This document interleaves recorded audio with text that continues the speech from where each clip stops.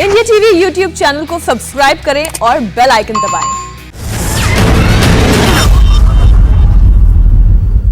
Corona को लेकर लोगों तक जानकारी तमाम अलग अलग सोर्सेस से पहुंच रही है, चाहे वो प्रिंट मीडिया हो, हमारे जैसे न्यूज़ चैनल्स हो, या फिर सोशल साइट्स हो, सोशल नेटवर्किंग साइट्स हो, वहां से भी। इन सारे प्लेटफॉर्म से जो भी जानकारी लोगों तक पहुंचती है वो कितनी वेरीफाइड है, कितनी सही है, इस पर बात करना बहुत ज़रूरी है। और ऐसे ही एक शख्स हैं जो इस वक्त सोशल मीडिया के जरिए खास तौर पर पूरी दुनिया में छाए हुए हैं। भारत में बहुत से लोग उनको फॉलो करते हैं। वो जो कोरोना के बारे में जानकारियां देते हैं उनको अपने जीवन में अपनाने की कोशिश करते हैं। तो आइए अब हम आपकी बात कराने जा रहे हैं दुनिया के सबसे चर्चित कोरोना एक्सपर्ट कहें, मेडिकल एक्सपर्ट कहें, आज के जमाने के डॉक्टर फहीम यूनुस, जो कि संक्रामक रोग डिपार्टमेंट के हेड हैं मेरीलैंड यूनिवर्सिटी अमेरिका के। डॉक्टर फहीम, आपका बहुत बहुत स्वागत है इंडिया टीवी पर। शुक्रिया सौरभ, बहुत शुक्रिया। मुझे नहीं पता कि आपको ये अंदाजा है कि नहीं कि यहाँ पर लोग आपको किस कदर आपकी बातों को सुनते हैं, पढ़ते हैं, और आप जो बताते हैं उससे उसको फॉलो करते हैं बहुत सारे लोग। तो मैं सबसे पहले जानना चाहता हूँ, आपने ये कब से शुरू किया कि आप दुनिया तक वो छोटी छोटी बातें पहुंचाएं जो कोरोना के जमाने में जाननी जरूरी है? जी, पिछले मार्च में 2020 के मार्च में जब ये पैंडेमिक शुरू हुई तो मुझे इतने टेक्स्ट्स और फोन कॉल्स आ रहे थे मेरे दोस्तों के, मेरे रिश्तेदारों के, पूरी दुनिया से। और मेरा काम इतना बिजी था हॉस्पिटल में, बिकॉज हमारे लिए भी ये एक नया इन्फेक्शन था, कि मेरे पास बिल्कुल वक्त नहीं था कि मैं अपने रिश्तेदारों को, अपने दोस्तों को भी कुछ बता सकता। तो मेरी बेटी ने एक्चुअली मुझे सजेस्ट किया कि आप ट्विटर पे अगर इनके जवाब दे दें तो वो सब लोग एक जगह से पढ़ लेंगे। और जब मैंने वो थ्रेड ट्वीट किया और बाद में मुझे अंदाजा हुआ कि 20 मिलियन के करीब लोगों ने उस थ्रेड को देखा, तो फिर मुझे ये लगा कि एक मौका है, अगर मेरे पास कोई ऐसी चीज मुझे फ्रॉम गॉड मिली है तो I should share it with people. तो मेरा सिर्फ ये फोकस है कि जो मैं कंट्रीब्यूट कर सकता हूँ। मुझे हर चीज का नहीं पता, जो मुझे पता है, जो मैंने पिछले 25 साल में सीखा है, मेरे पास एक मौका है खिदमत करने का। That's what I'm doing it। जब ये पैंडेमिक खत्म हो जाएगी तो आराम से खुशी से घर चला जाऊंगा, कोई और काम नहीं है, कोई और पर्पस नहीं है सबका। नहीं, लेकिन फिलहाल तो आपने जैसा कहा कि आपके जरिए बहुत लोगों तक बहुत अच्छी जानकारी, इंफॉर्मेशन जा रही है, बहुत मदद हो रही है लोगों की। अब मैं आपकी इजाजत के साथ फिर से कुछ सवाल पूछूंगा जिनमें से बहुत से जवाब आप सोशल मीडिया पर दे चुके होंगे, लेकिन फिर भी हमारे जरिए भी आपकी बात लोगों तक पहुंचे, ये हमारी कोशिश है। तो सबसे पहले डॉक्टर साहब, अभी इस वक्त हिंदुस्तान में एक नए किस्म की बीमारी की बहुत ज्यादा चर्चा हो रही है, जिसे हम ब्लैक फंगस आम भाषा में कहते हैं। इस पर आपने भी कुछ बोला है, लिखा है। इसके बारे में जरा हमको बताइए कि अचानक से ब्लैक फंगस क्यों आ गया, कहां से आ गया? जी, सबसे इंपॉर्टेंट बात लोगों को जानने की यह है कि ब्लैक फंगस कोविड की तरह, कोरोना की तरह एक शख्स से दूसरे शख्स को नहीं लगता। ये सबसे इंपॉर्टेंट बात है। इसका मतलब यह है कि आपको इतना खौफ खाने की जरूरत नहीं। ये सिर्फ उन लोगों को होगा जिनकी इम्यूनिटी बहुत कमजोर है। ये एक ऐसा इन्फेक्शन है जो हम पहले भी देखते थे, लेकिन टिपिकली इन लोगों की शुगर कंट्रोल में नहीं होती, या ये स्टेरॉइड्स या ऐसी दवाइयों पे होते हैं जो इम्यूनोसप्रेसेंट होती हैं। अब इंडिया, पाकिस्तान, नेपाल, हमारे जो ममालिक हैं, डेवलपिंग कंट्रीज जिनको हम कहते हैं, वहाँ मिट्टी और ये चीजें इतनी होती है कि ये फंगस सॉइल में रहता है। और अगर सॉइल में एनिमल के एक्सक्रीटा हों, जो कि बहुत कॉमन है इस पूरी दुनिया के एरियाज में, तो और अगर आप ये चीजें, अगर आप डायबिटिक हैं, आप स्टेरॉइड्स ले रहे हैं, तो आपका रिस्क है। आई थिंक इसके 3 एस्पेक्ट्स हैं। नंबर 1 कि लोग इसको प्रिवेंट करें, कोशिश करें कि अपनी शुगर को कंट्रोल करें और ऐसी जगहों पे ना जाएं या ज्यादा उस मिट्टी से एक्सपोज ना हो जिस डस्ट में ये फंगस हो। और दूसरा यह है कि डॉक्टर्स के लिए कि इसको फौरन डायग्नोज और तशखीस किया जाए, क्योंकि इसका ट्रीटमेंट सिर्फ दवाइयों से नहीं होता, कई दफ़ा सर्जरी करनी पड़ती है। और सबसे इम्पोर्टेंट बात जो मैंने शुरू में कह दी कि लोगों को ये पता हो कि ये एक शख्स से दूसरे को नहीं लगता। स्टेरॉइड्स का अप्रोप्रिएट इस्तेमाल करें प्लीज़ अपने घर में। ऐसा ना हो, क्योंकि ये बहुत होता है कि कोरोना की डायग्नोसिस हुआ, साथ ही स्टेरॉइड्स खाने शुरू करती है। और मैंने इस पर बहुत बात की है कि अच्छा डॉक्टर वो नहीं है जो ज़्यादा इलाज करे या कम इलाज करे। अच्छा डॉक्टर वो है जो एक्यूरेट इलाज करे।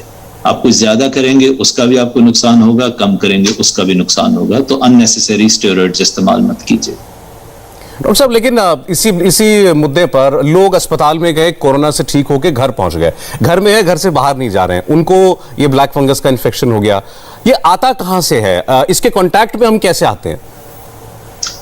جی میں نے آپ کو بتایا کہ CDC کے مطابق بہت سارے فنگس، صرف میوکورمائکوسس جو بلیک فنگس کا نام ہے، بہت ساری یہ چیزیں انوائرمنٹ میں رہتی ہیں اور درختوں پہ، مٹی پہ، جانوروں پہ، جو کہ ہمارا دیہاتی ماحول ہوتا ہے. تو جتنا آپ اس سے ایکسپوز ہوں گے، آپ اگر غور کیجئے کہ امریکہ اور یورپ میں بہت زیادہ کورونا آیا، بہت زیادہ اسٹیرائڈز استعمال ہوئے اور بہت زیادہ امیونو سپریشن ہے ان ممالک میں، لیکن بلیک فنگس کے کیسز نہیں آئے.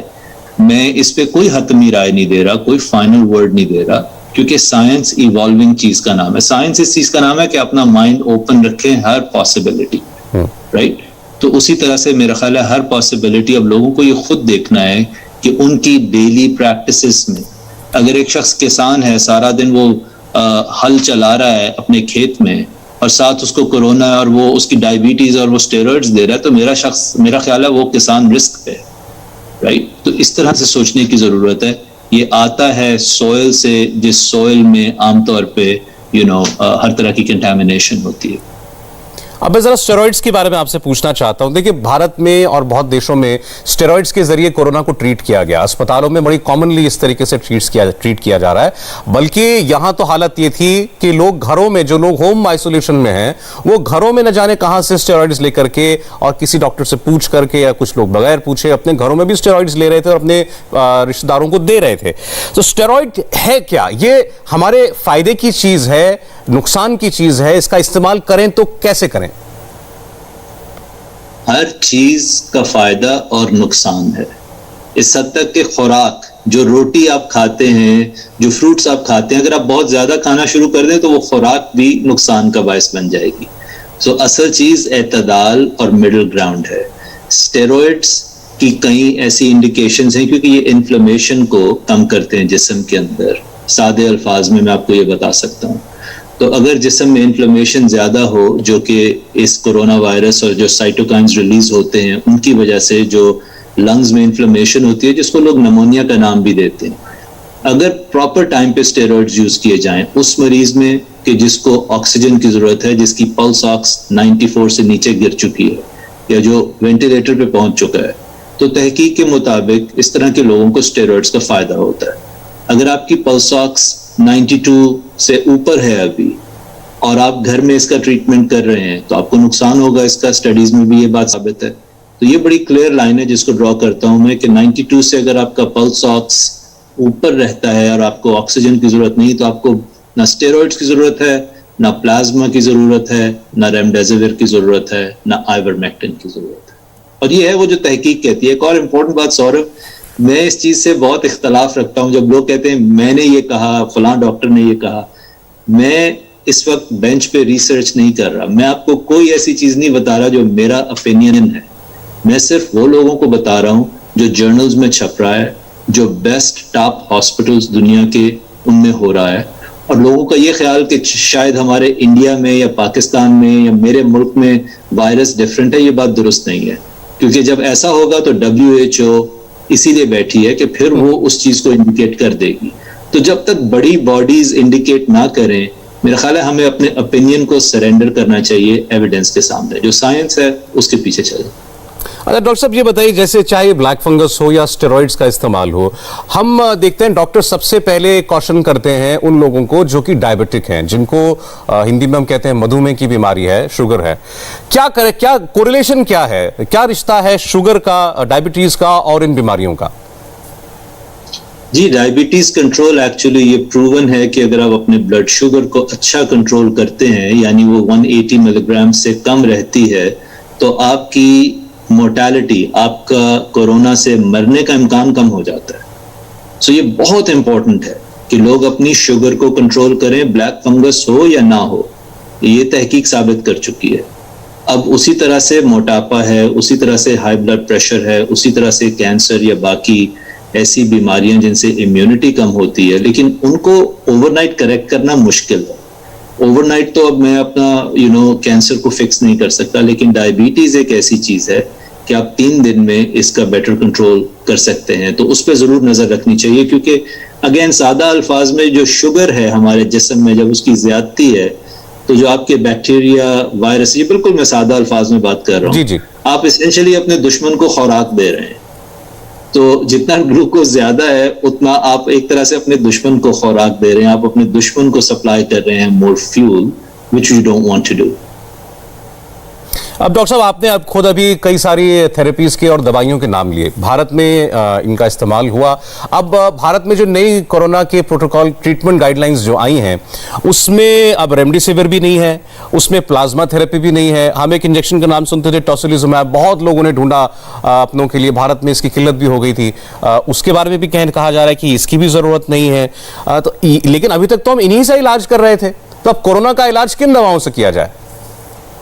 جی کرونا, یہ مجھے بڑی خوشی ہوئی ہے کہ اگر یہ گائیڈ لائنز بن گئی ہیں, اور یہ ایک طرح سے خوشی کی بھی بات ہے, دکھ کی بھی بات ہے. دکھ اس لیے کہ انڈیا جیسا ملک جس نے ساری دنیا کو ڈاکٹرز پروڈیوس کر کے دیے ہیں اور بہت سپیریئر کوالٹی کے ڈاکٹرز پروڈیوس کیے ہیں, اس اپنے ملک کا یہ حال ہے کہ 12-14 مہینے کے بعد انہوں نے یہ گائیڈ لائنز اس حد تک ڈیولپ کی. تو یہ تو دکھ کی بات ہے. خوشی کی بات یہ ہے کہ اچھی بات ہے, دس از واٹ سائنس از, کہ جب آپ کو ایک چیز کی سمجھ آئے آپ یہ نہ فکر کریں کہ لوگ کیا کہیں گے, آپ وہ کریں جو ایویڈنس. تو یہ اچھی بات ہے کہ ایویڈنس کے ساتھ الائن کیا ہے آپ نے اس کو.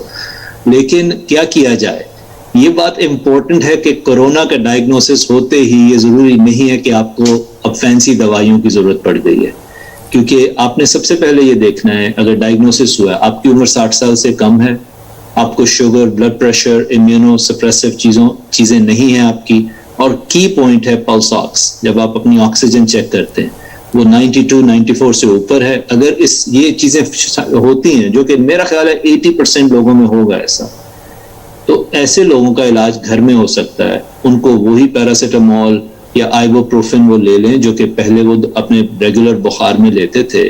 ان کو 10 دن اپنے آپ کو آئسولیٹ کرنا ہوگا اور اپنی اچھی سلیپ رکھیں. یہ ڈیجیٹل ٹیکنالوجی سے تھوڑی دیر جان چھڑائیں, کیونکہ اس سے بھی انسان کا دماغ خراب ہوتا ہے. زیادہ چیزوں کو پینک نہ لیں اور 10 دن اپنے تسلی سے گزار لیں. 80-90% of the people will do well. آپ کو کوئی پرابلم نہیں ہوگی. مجھے پتا ہے لوگوں کو خوف یہ ہوتا ہے کہ میں مس نہ کر جاؤں, میں ہسپتال بہت لیٹ نہ جاؤں. درست بات ہے, لیکن اسی کے لیے آپ پلس آکس یوز کر رہے ہیں. اور اگر آپ کی عمر 60 سال سے زیادہ ہے یا آپ کو ایسی بیماریاں ہیں تو آپ ضرور ڈاکٹر کے پاس جلدی جائیے. مجھے نہیں پتا انڈیا میں مونوکلونل اینٹی باڈی اویلیبل ہے یا نہیں, کیونکہ وہ بہت مہنگی ہے, وہ شروع میں امریکہ میں بھی نہیں تھی. اگر آپ 60 سال سے اوپر آپ کی عمر ہے یا آپ کو ایسی بیماریاں ہیں جن سے آپ کی امیونٹی کم ہوتی ہے, تو مونوکلونل اینٹی باڈی ہم استعمال کرتے ہیں شروع میں پہلے 7 یا 10 دن میں امریکہ میں, اس کا فائدہ ہوتا ہے. لیکن بار بار میں یہ بات اس لیے کہتا ہوں کہ مجھے پاکستان, انڈیا کے ریسورسز کا اندازہ ہے, مجھے وہاں کے لوگوں کے چیلنجز کا اندازہ ہے, مجھے ہیلتھ کیئر انفراسٹرکچر کا اندازہ ہے. ہر شخص کے پاس یہ ریسورسز اویلیبل نہیں ہیں, تو ہمیں وہ بات کرنی ہے جس کو زیادہ سے زیادہ لوگ اس سے فائدہ اٹھا سکیں.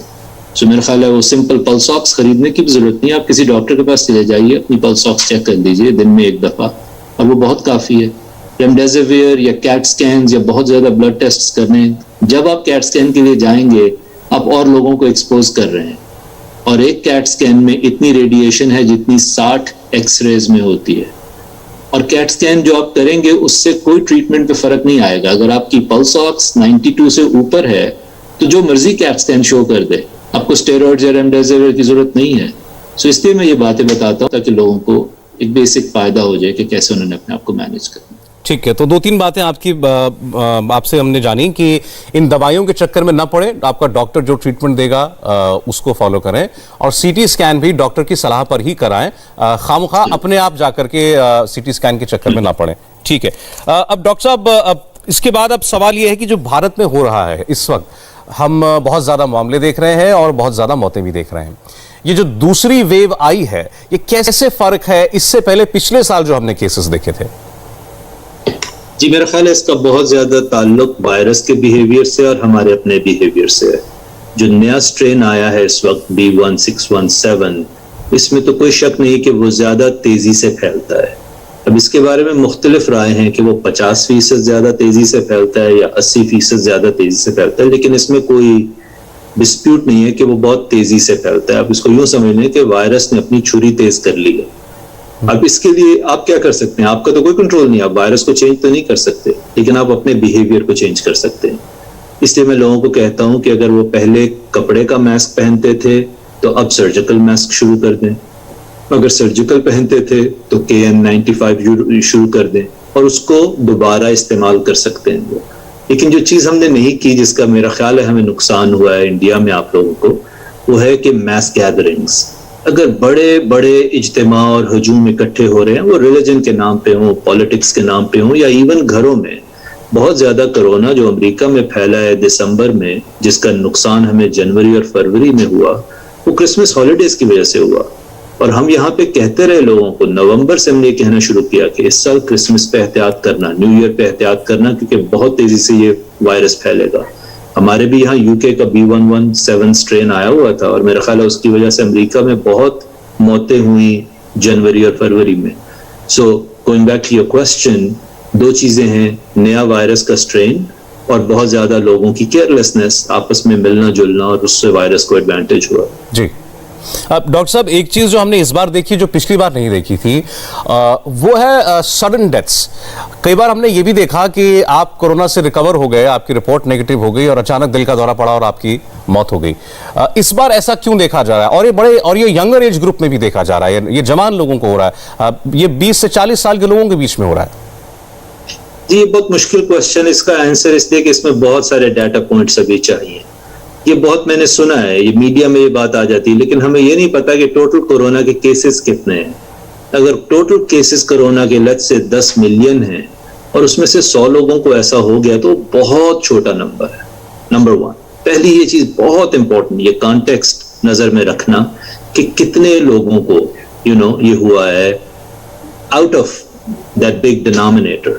اور دوسرا پھر یہ دیکھنا ہے کہ ان کا علاج کیسے ہوا تھا. مجھے نہیں پتا کہ ان کو, جیسے اگر کئی لوگوں کو ہم اینٹی کویگولنٹس دیتے ہیں جس سے کہ خون جمتا نہیں ہے, کیونکہ اس وائرس میں ایک پرابلم یہ ہے جو کہ میرا خیال ہے اٹلی کے ڈاکٹرز کو بہت زیادہ اس کا کریڈٹ جاتا ہے, کیونکہ جو پچھلے سال لمبارڈی میں جب یہ بہت زیادہ ویو آئی ہے تو وہاں یہ پتا چلا کہ یہ وائرس بلڈ کلاٹس کرتا ہے, اور جس کے بعد ہم نے وہ دوائیں استعمال کرنی شروع کی اگین سلیکٹ پاپولیشن میں, سب کے لیے ضرورت نہیں ہے ان کی کہ جن کو بلڈ کلاٹس کو پریونٹ کیا جائے. تو یہ بھی ہو سکتا ہے کہ کچھ لوگوں کو بلڈ کلاٹس ہو رہے ہوں, یہ بھی ہو سکتا ہے کہ کچھ لوگوں کی انڈر لائن کنڈیشنز ہوں, اور یہ بھی ہو سکتا ہے کہ total number is just a fraction of those cases. کیونکہ جب آپ پورے دیکھیں انڈیا میں کیا ہر جگہ, مجھے پتا ہے ٹیسٹنگ پہلے سے بہتر ہو گئی ہے, لیکن آپ شاید میرے سے بہتر یہ جانتے ہو کہ آپ کے ویلیجز میں ٹیسٹنگ ہو رہی ہے, کیا ہر شخص افورڈ کرتا ہے ٹیسٹ کروانا, کیا اتنے ٹیسٹ ہو رہے ہیں جتنے ہونے چاہیے. تو اگر وہ نہیں ہو رہے تو پھر بہت سارے ان نونز ہیں اس میں, اس لیے کمپلیٹ حتمی کنکلوژن نکالنا مشکل ہے. ڈاکٹر صاحب میں آپ کے سمے کا پورا استعمال کرنا چاہتا ہوں, اس لیے میں کچھ الگ ٹاپکس پر جاؤں گا تاکہ ہم زیادہ چیزوں کو کور کر سکیں. اب میں آپ سے ویکسین پر بات کرنا چاہتا ہوں. ویکسین کو لے کر لوگوں میں پہلے تو ڈر تھا, وہ اب شاید دور ہو گیا کیونکہ بہت سے لوگ ویکسین لگوانا چاہ رہے ہیں. پہلے تو یہ بتائیے کہ ہمارے یہاں جو ویکسین بھارت میں ہے, کو ویکسین اور کووشیلڈ, اور آپ لوگ امریکہ میں جو ویکسینز یوز کر رہے ہیں, کیا کوئی بنیادی فرق ہے, کوئی انتر ہے؟ جی میرا خیال ہے فرق ضرور ہوگا. ایسا لگتا ہے کہ mRNA ویکسین شاید بہتر ہوں, اور شاید جو ویکٹر ویکسینز ہیں میرا خیال ہے جس کو کووشیلڈ بولتے ہیں آپ, وہ سیکنڈ لیول ٹیکنالوجی ہے, اور جو کو ویکسین ہے وہ ایک اوریجنل ٹریڈیشنل پرانی ٹیکنالوجی ہے. لیکن یہ سوچنا میرا خیال ہے لوگوں کو اس پہ غور نہیں کرنا چاہیے, بیکاز ہمیں اویلیبلٹی کو دیکھنا ہے. دیکھیں اگر آپ جہاز کا ٹکٹ نہ ہو تو آپ کیا کریں گے, آپ کھڑے تو نہیں رہیں گے ایک جگہ, آپ ٹرین پہ چلے جائیں گے یا بس پہ چلے جائیں گے, پرپس تو پہنچنا ہے نا وہاں, آپ تھوڑا دیر سے پہنچ جائیں گے.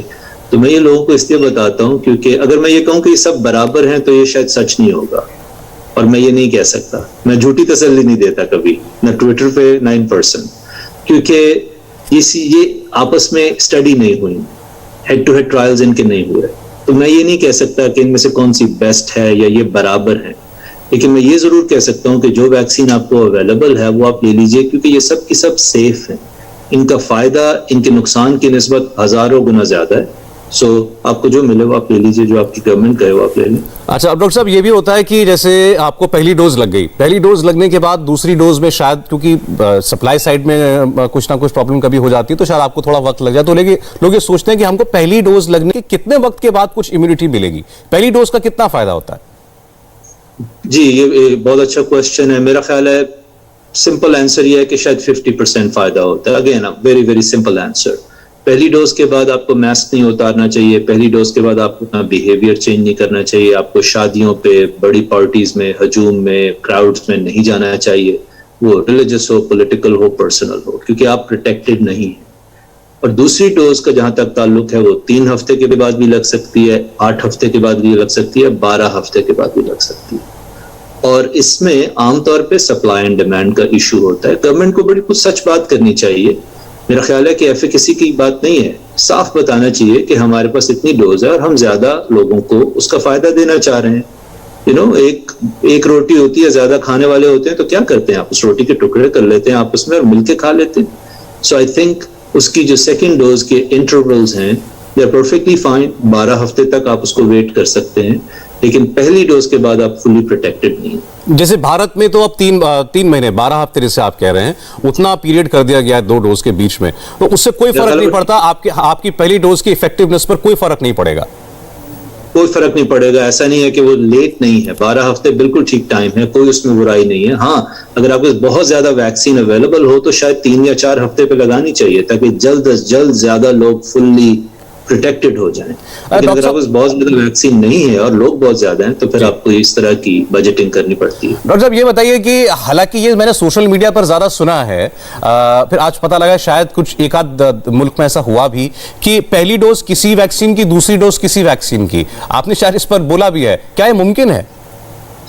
جی میرا خیال ہے یہ ڈاؤن دا روڈ ممکن ہوگا, لیکن ابھی میرے پاس کم از کم, میں اس کو بہت غور سے اسٹڈی کر رہا ہوں. مجھے پتا ہے جو اسپین سے اسٹڈی آئی ہے ایسٹرازینیکا اور فائزر کی ڈوز کی, میں اچھی طرح جانتا ہوں اس کو, لیکن تقریباً 8-9 بڑی ویکسین اس وقت دنیا میں استعمال ہو رہی ہیں. تو آپ کے بہت زیادہ کمبینیشن بنتے ہیں, کس ویکسین کے بعد کون سی اور ان کے کیا ایفیکٹس ہوں گے, دوبارہ ڈاؤن دا روڈ کتنے, اگر بوسٹر لگانا پڑے گا آپ کو تو پھر وہ آپ تیسری ویکسین کا لگائیں گے یا انہی 2 میں سے کسی کا لگائیں گے. اگر آپ کو ویکسین پاسپورٹ بنانا پڑے گا تو وہ کس نام سے بنے گا, اور اس کے سائیڈ ایفیکٹ پروفائل کیا ہوں گے. کیونکہ دیکھیں جو اسپین سے ابھی اسٹڈی آئی ہے وہ 600 لوگوں پہ اسٹڈی ہوئی ہے, تقریباً 600 لوگوں پہ. جو اوریجنل اسٹڈیز فائزر موڈرنا کی ہیں وہ 30-40 ہزار لوگوں پہ. تو میں لوگوں کو نہ ڈرانا چاہتا ہوں اس پہ کہ اس کا بہت نقصان ہے, نہ میں ان کو ایک پری میچور تسلی دینا چاہتا ہوں. میرے خیال ہے اس پہ بہت اسٹڈیز ہو رہی ہیں اور میرا دل یہ کہتا ہے کہ دس ول بی ہیپننگ, یہ پاسبل ہوگا, لیکن we just want to wait تاکہ ہم اس کو کیئرفلی کر سکیں اور لوگوں کو بتا سکیں کہ اگر ان میں سے کوئی ایک کمبینیشن, کیونکہ بہت سارے پاسبل کمبینیشنز, اگر کوئی ایک پاسبل کمبینیشن ڈینجرس ہے تو میں چاہوں گا کہ لوگوں کو پتا ہو اس کا, اس سے پہلے کہ میں بلینکٹ اپروول سب کو کہوں کہ ہاں جو چاہے جو مرضی ملے لگوا لو.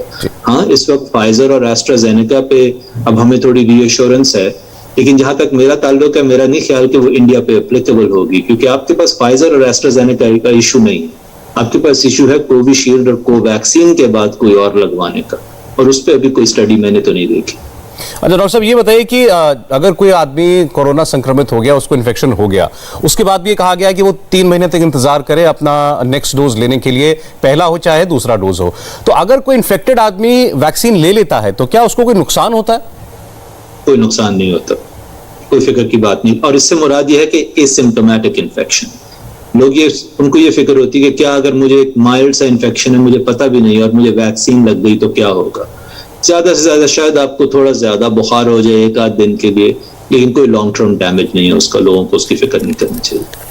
اب ڈاکٹر صاحب ایک یہاں چرچا ہو رہی ہے, بات ہو رہی ہے کہ کوئی تیسری ویو بھی آ سکتی ہے, اور اس میں سب سے بڑا خطرہ یہ دکھایا جا رہا ہے کہ وہ بچوں کو افیکٹ کر سکتی ہے. اس میں کتنی حقیقت ہے؟ جی ایک بات ٹھیک ہے, دوسری رسپانسبل ہے. تیسری, چوتھی, 5ویں ویو بھی انفارچونیٹلی آ سکتی ہے. جب تک 50 سے 60% تک آپ کی پاپولیشن ویکسینیٹ نہیں ہوتی, آپ کو اس چیز سے تو ضرور یہ سوچنا چاہیے کہ آپ کی ساری پلاننگ یہ ہو کہ اگلی ویو آ سکتی ہے. آپ نے ابھی یہ جنگ جیتی نہیں. جہاں تک بچوں کا تعلق ہے, I think it's very premature and it's irresponsible, کیونکہ ابھی کوئی ایسی پریسائز اسٹڈی ونس اگین میں نے نہیں دیکھی کہ بچوں سے آپ کی مراد کیا ہے. کیا 10 سال سے کم عمر کے لوگ بچے ہیں, کیا 18 سال سے کم عمر کے لوگ بچے ہیں؟ اور اگر کوئی یہ کہہ رہا ہے تو ان کو چاہیے کہ وہ اسٹڈیز شیئر کریں, کیونکہ مجھے کوئی ایسی اسٹڈیز نہیں ملی جو یہ کہتی ہیں کہ 15 سال سے کم عمر کے بچوں میں زیادہ بیڈ آؤٹ کمز ہوں گے. ہو سکتا ہے ایسا کچھ آ گیا ہو, بہت زیادہ علم آ رہا ہے روزانہ. میں اس چیز کو پرائیڈ یا ایروگینس سے نہیں کہہ رہا, میں ایک طرح کی اپنی آپ کو بتا رہا ہوں لمیٹیشن کہ میں نے تو ایسی کوئی اسٹڈی ابھی تک نہیں دیکھی. اور ہمیں اپنا اوپینین نہیں دینا چاہیے. میرا یہ خیال ہے کہ ایسا ہو جائے گا. آپ کا خیال محترم ہے لیکن سائنٹیفک نہیں ہے. نہیں تو آپ ابھی بھی بچوں کو لو رسک گروپ مانتے ہیں؟ اگر ہم فرض کر لیں 15 سال سے چھوٹے بچوں کو مانتے ہیں، آپ مانتے ہیں ان کو کم خطرہ ہے بڑوں کے مقابلے؟ میں یہ سمجھتا ہوں، جو اب میری سمجھنے کی بات نہیں، جو سائنس ہے وہ یہ کہتی ہے کہ ان کو انفیکشن ہونے کا خطرہ شاید اتنا ہی ہے جتنا بڑوں کا ہے، لیکن خدا نہ کرے ان کو ہسپتال جانے کا یا ان کی موت کا خطرہ بہت کم ہے بڑوں کی نسبت. اور بچوں کی ویکسین کو لے کر ڈاکٹر صاحب آپ کیا بتاتے ہیں؟ کیونکہ آپ کے ملک میں تو شاید لگنا بھی شروع ہو گئی ہیں، اور WHO نے حالانکہ یہ کہا ہے کہ آپ بچوں کو لگانے سے پہلے اور دیشوں کے ساتھ اور ملکوں کے ساتھ یہ جو رچ کنٹریز ہیں ویکسین کو شیئر کریں. یہ بڑا مشکل مورل ایتھیکل کوسچن ہے، لیکن امریکہ میں 12 سال سے اوپر کے بچوں کو فائزر کی ویکسین اپروو ہو گئی ہے. میرا بیٹا 13 سال کا ہے، میں نے اس کو لگوائی ہے. موڈرنا کے اب ٹرائلز ہو رہے ہیں جو شاید 6 ماہ سے اوپر کے بچوں کو. سو میرا خیال ہے کہ سال کے آخر تک 2 یا 3 ویکسین ایسی ضرور ہوں گی جو بچوں کے لیے بھی اپرووڈ ہوں گی. اب کیا وہ ان ملکوں کو پہلے بچوں کو لگانی چاہیے یا انہیں اور ممالک کو دینی چاہیے جہاں فرنٹ لائن بھی ویکسینیٹڈ ہے؟ دیٹس این ایتھیکل کوسچن، وہ ایک بہت لمبی مختلف ڈبیٹ ہے. اچھا، یہ اور ڈاکٹر صاحب سے جاننا چاہتے ہیں کہ کوئی ڈیٹا ہے کہ کسی کو ری انفیکشن ہوا ہو تو ایسے کتنے معاملے ہیں پرسنٹیج وائز، ایک کے بعد دوبارہ انفیکشن بھی ہو گیا، اور کیا یہ بار بار بھی ہو سکتا ہے؟ اور ویکسینیشن کے بعد انفیکشن کی کیا در دیکھی جا رہی ہے؟ ری انفیکشن بہت کم ہے، اس کی کوئی پرسنٹیج نہیں ہے ہمارے پاس کیونکہ اس کے اوپر اتنی زیادہ ریسرچ نہیں ہوئی. ری انفیکشن کو پروو کرنا بہت مشکل ہے. آپ کو جینومک سیکوینسنگ کرنی پڑتی ہے، آپ کو یہ دیکھنا پڑتا ہے کہ اس وائرس کے فنگر پرنٹس ڈفرنٹ ہیں اس پہلے وائرس سے. سو چونکہ وہ نہیں ہوتی اس لیے I can't give you a number، لیکن شاید 1 to 2% ہوگی ری انفیکشن 6 مہینے سے 1 سال کے بیچ میں. اس کا نمبر بہت کم ہے. جو برازیل میں اسٹرین آیا P1، اس کی یہ پرابلم تھی کہ وہاں ری انفیکشنز بہت زیادہ ہوئے. یہ ہمیں پتا ہے کیونکہ مناس جو برازیل کا شہر ہے وہاں 70-75% کے قریب لوگ کووڈ ہو چکا تھا اور ان کو لگتا تھا کہ وہ ہرڈ امیونٹی پہ پہنچ گئے ہیں. لیکن جب یہ نیا اسٹرین P1 آیا تو وہاں بہت زیادہ انفیکشنز ہوئے. تو کلیئرلی اس اسٹرین نے ری انفیکشن کا ریٹ انکریز کیا. جہاں تک ویکسین کے بعد ری انفیکشن کا تعلق ہے، ونس اگین یہ نمبرز ویری کرتے ہیں کیونکہ ہر کمپنی نے اپنے نمبرز شو نہیں کیے. ہمیں فائزر موڈرنا کا سب سے زیادہ پتا ہے اس میں، اور امریکہ میں وہ number if you were to put a number شاید 0.0001 کے قریب ہے. بہت چھوٹا نمبر ہے. وہ پیشنٹس عام طور پہ ان کو بہت مائلڈ انفیکشن ہوتی ہے. میں آپ کو اپنا تجربہ یہاں بتا سکتا ہوں. امریکہ میں جنوری کے مہینے کے دوران پورے مہینے میں تقریباً 1 لاکھ لوگ مر رہے تھے امریکہ میں کورونا سے. اس مہینے شاید 1 لاکھ کے قریب لوگ مرے تھے. اب جو ایوریج ہے وہ 15 سے 18 ہزار ہے. تو آپ سوچئے اتنا بڑا ریڈکشن، مور دین 80% ریڈکشن کیسے ہوا؟ صرف ویکسین سے ہوا. میرے جتنے مریض ہیں ہسپتال میں اس وقت وہ سب کے سب وہ ہیں جنہوں نے ویکسین نہیں لگوائی. میں نے پچھلے 2 مہینے میں ایک بھی مریض ایسا نہیں دیکھا ہسپتال میں جو آیا ہو کہ جو کہے میں نے دونوں ڈوزز لگوا لی تھی. سو رسک ری انفیکشن کا ضرور رہتا ہے. کوئی بھی چیز 100% پرفیکٹ نہیں ہوتی، لیکن وہ رسک اس سے بہت کم ہے جو بغیر ویکسین کے آپ کا رسک ہے کورونا کے ساتھ. اب میرا آخری سوال ڈاکٹر فہیم آپ سے، دنیا کو اس وائرس سے آزادی کب ملے گی؟ کیا اس پر کوئی کام چل رہا ہے، کوئی اسٹڈی چل رہی ہے؟ کتنا وقت لگ سکتا ہے اور کیا طریقہ ہے اس سے ہمیشہ کے لیے آزادی پانے کا؟ ویکسین اس وقت کے حالات سے صرف ایک طریقہ ہے. آف کورس کل یہ سائنس چینج ہو جائے، کچھ نہیں کہا جا سکتا. آج وہ جواب صرف اور صرف ویکسین ہے. انفارچونیٹلی اس کا سچا آنسر یہ ہے کہ یہ پینڈیمک، یہ وبا مختلف ملکوں میں مختلف ٹائمز پہ ختم ہوگی، اور یہ ڈیپینڈ کرے گا اس کنٹری کے انفراسٹرکچر پہ، اس کنٹری کے رسپانس پہ. تائیوان اور نیوزی لینڈ اور آسٹریلیا اور ویتنام، بہت سارے ممالک جنہوں نے اس پہ ارلی کنٹرول کیا، وہاں تو کئی مہینوں سے لائف نارمل چل رہی ہے. بغیر ویکسین کے انہوں نے اس کو کنٹرول کر لیا. اب اگلی ویو آئے گی میرا خیال ہے نارتھ امریکہ، کینیڈا اور یورپ کی، جہاں تیزی سے ویکسینیشنز ہو رہی ہیں، اور ہو سکتا ہے کہ اگلے 1-2 مہینے میں آپ دیکھیں کہ ان ممالک میں لائف بیک ٹو نارمل ہو جائے گی. لیکن وہ ملک جہاں ویکسینیشن ریٹ ابھی بھی 3%، 5%، 8% ہیں، ان ملکوں کو اپنا گارڈ ڈاؤن نہیں کرنا چاہیے. ان ملکوں کے لیے بہت فکر کی بات ہے. It may drag out another year, it may drag out another 2 years. I hope ایسا نہیں ہوگا، کیونکہ میرا یہ بھی خیال ہے کہ بہت ساری ویکسین बड़े बाकी ममालिक से अब डिस्ट्रीब्यूट होना शुरू होगी ग्लोबली, क्योंकि मेरा नहीं ख्याल कि अमेरिका के पास मिलियंस ऑफ डोजेज एक्स्ट्रा होंगी by the end of this year, शायद 300-400 मिलियन एक्स्ट्रा डोज होगी, जिसका अमेरिका को कोई फायदा नहीं होगा। तो मेरा ख्याल है कि वो रीडिस्ट्रीब्यूशन शुरू होगी वक्त के साथ। But much of this depends कि हम एज अ पीपल हम अपने आपस के डिफरेंसेस कितनी तेजी से खत्म करते हैं। सौरभ, इस वायरस ने हमें ये सिखाया कि ये वायरस ये नहीं देख रहा कि इस वक्त एक शख्स जो लाहौर में पैदा हुआ, जो अमेरिका आया, जो इस वक्त बाल्टीमोर में बैठा है, उसका एक इंडियन आदमी के साथ मुस्कुरा के दोस्तों की तरह बात करना, इस वायरस ने हमें जोड़ दिया है। इसने हमें इंसानियत सिखाई है। इसने हमें ये सिखाया है कि वायरस तफरीक नहीं करेगा कि आप हिंदू हैं या मुसलमान हैं। जब हम ये बात समझ जाएंगे एज अ पीपल तो हम इस वायरस का मुकाबला कर लेंगे। जब तक हम इसको नहीं समझेंगे वायरस जीतता रहेगा। बहुत अच्छी बात आपने कही डॉक्टर साहब, और आपसे बात करके सबसे अच्छी बात ये लगी कि आप बहुत साफ साफ बात करते हैं, बड़ी क्लैरिटी के साथ, बड़ी साफ गोई से। ना आप किसी को झूठी तसल्ली देते हैं, ना आप किसी को खामखा पैनिक में डालते हैं, और आपके जरिए जो इन्फॉर्मेशन हमको मिल रही है, मुझे लगता है बड़ी प्रैक्टिकल नॉलेज है जो हर आदमी तक पहुंचेगी। और हो सकता है कुछ दिनों बाद फिर आपको हम परेशान करें, फिर आपसे बात करने के लिए रिक्वेस्ट करें। मुझे लगता है कि आप जरूर वक्त देंगे। बहुत बहुत धन्यवाद, बहुत बहुत शुक्रिया डॉक्टर फहीम यूनुस। बहुत शुक्रिया सर, गुड लक। नमस्ते, मैं हूं मीनाक्षी जोशी। वीडियो और खबरों से अपडेट रहने के लिए India TV YouTube channel subscribe करें, बेल आइकन दबाना ना भूलें। जुड़े रहें इंडिया टीवी के साथ।